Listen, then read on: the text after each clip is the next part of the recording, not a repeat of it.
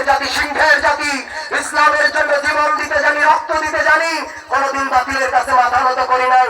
আমরা জানি এ পথ নরম মকরল বিছানো পথ নয়, এ পথ শক্ত মজবুত কণ্ঠকাঠিন্য পথ। এ পথে চলতে গেলে মায়ের খেতে হয়, জীবন দিতে হয়। তবু আমরা এই পথটাকে বেছে নিয়েছি, কারণ এই পথেই রয়েছে আল্লাহর জান্নাত। কথা বলে ঠিক কিনা?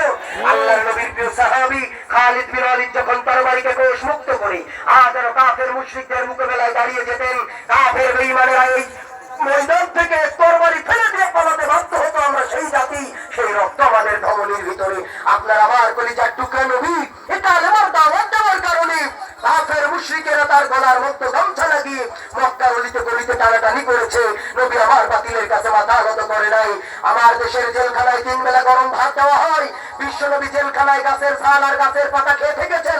শিরাবে আবু তালিবের ভিতরে 3.5 বছর নবী আমার কারাবরণ করেছেন। নবী কোনদিন বাতিলের কাছে মাথা নত করে নাই। আল্লাহর নবী খন্দকের ময়দানে তিনি কষ্ট করেছেন, খাল খনন করেছেন, নবী আমার পেটে পাথর বেঁধেছেন।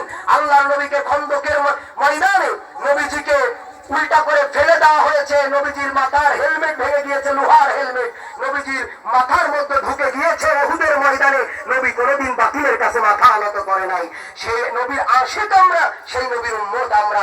যুগে যুগে ইসলামের বিপক্ষে কথা হবে, যেখানে মুসলমানেরা শাহজালালের মতো ইমানি আওয়াজ দেবে সেখানে রাজি আছেন তো ইনশাআল্লাহ?